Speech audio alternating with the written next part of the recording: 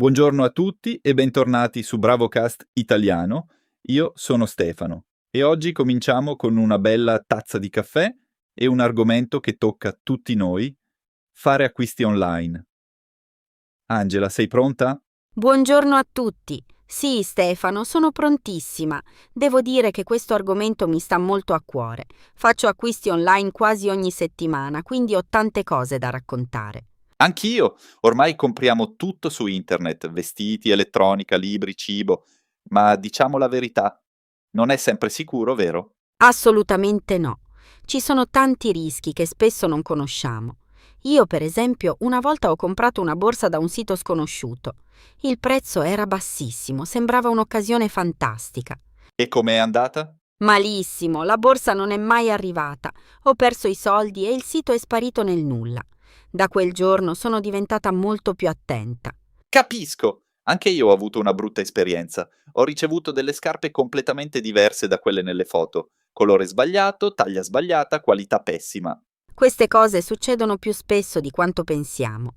Quindi, Stefano, parliamo di come proteggerci. Qual è il primo consiglio che daresti? Il primo consiglio è sempre verificare il sito. Prima di comprare qualcosa bisogna guardare l'indirizzo del sito web. Deve iniziare con la parola HTTPS e non solo HTTP. Quella S finale significa che la connessione è sicura. Ottimo punto. E poi bisogna cercare il lucchetto piccolo vicino all'indirizzo. Lo vedete nella barra in alto del vostro browser? Quel simbolo significa che i vostri dati sono protetti. Esatto. E un altro trucco importante: cercate sempre le recensioni del negozio online. Se un sito ha tante recensioni negative, o peggio ancora, non ha nessuna recensione, è meglio stare lontani. Verissimo, io leggo sempre i commenti degli altri clienti prima di comprare. A volte le recensioni ti salvano davvero. E voi, cari ascoltatori, leggete le recensioni prima di fare un acquisto? Scriveteci nei commenti, siamo curiosi di sapere. Bella domanda, Angela. Ora parliamo dei pagamenti. Come paghiamo in modo sicuro quando compriamo online? Questa è una parte fondamentale. Io preferisco sempre usare una carta di credito invece di una carta di debito. Con la carta di credito, se qualcosa va storto, è più facile chiedere un rimborso alla banca. Sì, e molte persone usano anche servizi come PayPal o altri sistemi di pagamento sicuri. Questi servizi proteggono le tue informazioni finanziarie perché il negozio online non vede mai i dati della tua carta. Esattamente. Con PayPal, per esempio, il negozio riceve i soldi, ma non vede mai il numero della tua carta. È un livello di sicurezza in più. E bisogna stare attenti anche alle email strane. Hai mai ricevuto un'email che diceva: "Congratulazioni, hai vinto un premio, clicca qui per ritirarlo"? Ah sì, quelle email le conosco bene. Si chiamano email di phishing, cioè tentativi di rubare le tue informazioni personali. Sembrano messaggi ufficiali di negozi famosi, ma in realtà sono falsi. Precisamente, questi messaggi spesso usano loghi e nomi di marchi conosciuti per sembrare autentici, ma se clicchi sul link potresti finire su un sito falso che copia quello originale. E lì ti chiedono di inserire la password, l'indirizzo, il numero di carta. Ed è una trappola. La regola d'oro è questa. Se un'offerta sembra troppo bella per essere vera, probabilmente non è vera. Benissimo detto, Angela. Un altro consiglio che do sempre è questo: non fare mai acquisti online quando sei connesso a una rete Wi-Fi pubblica, per esempio in un bar o in aeroporto. Ah, questo è importantissimo e poche persone lo sanno. Le reti pubbliche non sono sicure. Qualcuno vicino a te potrebbe vedere le informazioni che stai inserendo sul telefono o sul computer. Esatto, se devi assolutamente comprare qualcosa fuori casa, usa i dati del tuo telefono, non il wifi del locale. Stefano, parliamo anche delle password. Questo è un tema che sembra noioso, ma è cruciale. Hai ragione, molte persone usano la stessa password per tutti i siti. È comodo, lo so, ma è molto pericoloso. Se qualcuno scopre quella password, può accedere a tutti i tuoi account.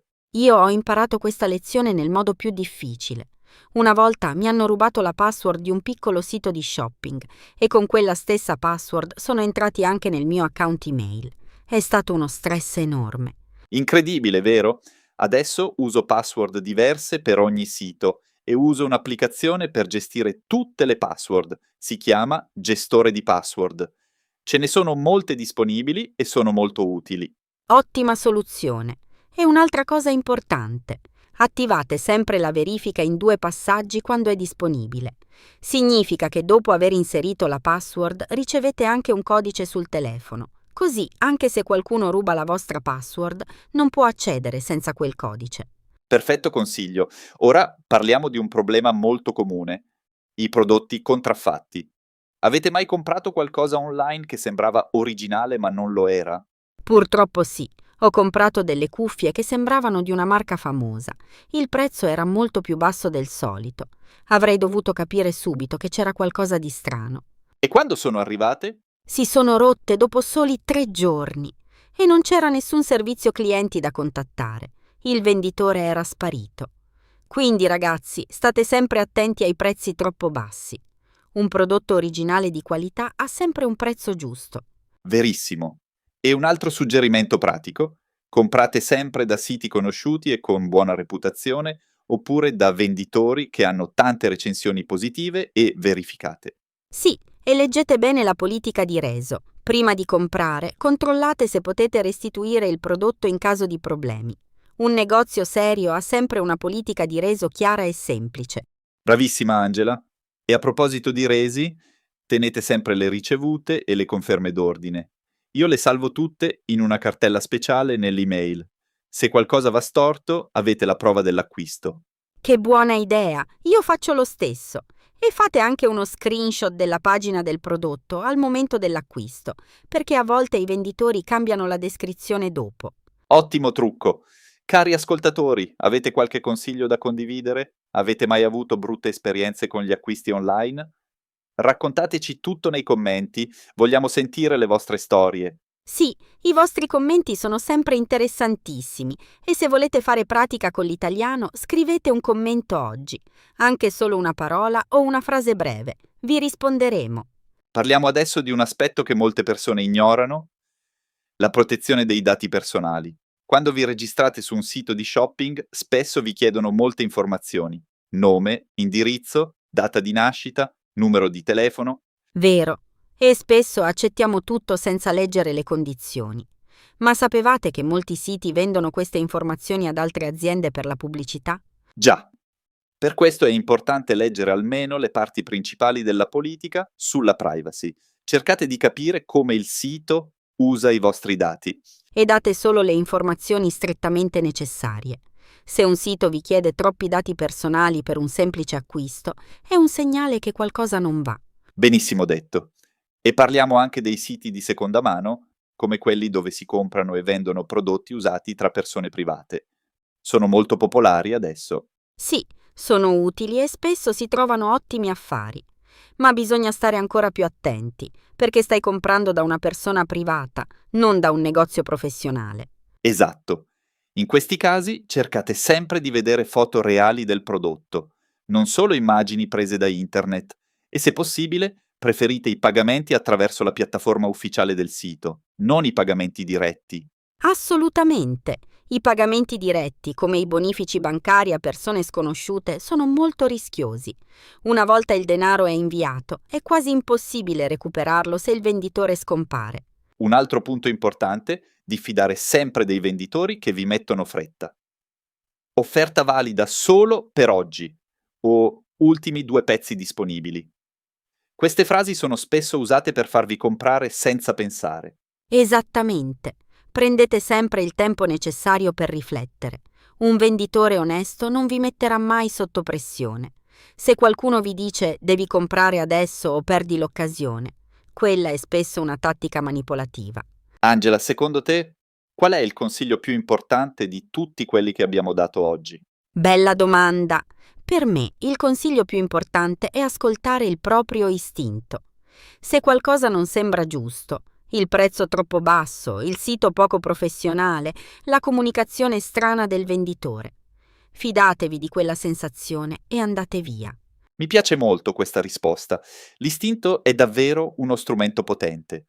Io aggiungerei che la cosa più importante è non avere fretta. Prendetevi il tempo per controllare tutto bene prima di cliccare compra. Perfetto! E ricordate, Se qualcosa va storto, non abbiate paura di chiedere aiuto.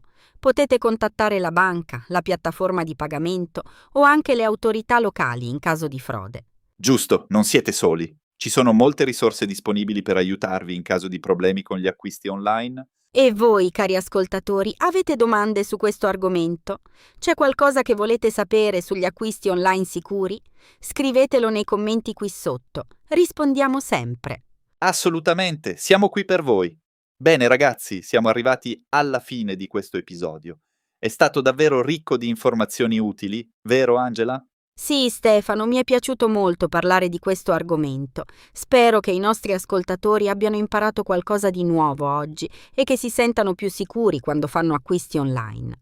Questo è sempre il nostro obiettivo, aiutarvi a imparare l'italiano in modo naturale parlando di argomenti della vita vera. Quindi, se questo episodio vi è piaciuto, lasciate un like e iscrivetevi al canale. Ci aiuta tantissimo. E condividete questo episodio con qualcuno che impara l'italiano. Più siamo, meglio è. Alla prossima puntata di BravoCast Italiano.